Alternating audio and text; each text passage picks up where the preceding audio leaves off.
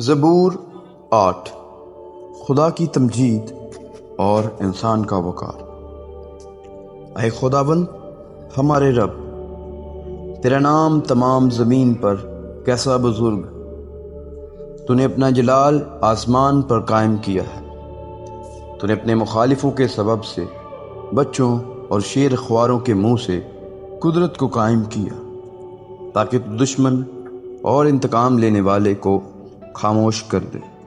جب میں تیرے آسمان پر جو تیری دستکاری ہے اور چاند اور ستاروں پر جن کو تو نے مقرر کیا ہے غور کرتا ہوں، تو پھر انسان کیا ہے کہ تو اسے یاد رکھے، اور آدم زاد کیا ہے کہ تو اس کی خبر لے، کیونکہ تو نے اسے خدا سے کچھ ہی کم تر بنایا ہے، اور جلال اور شوکت سے اسے تاجدار کرتا ہے۔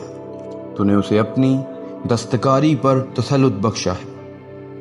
تو نے سب کچھ اس کے قدموں کے نیچے کر دیا ہے۔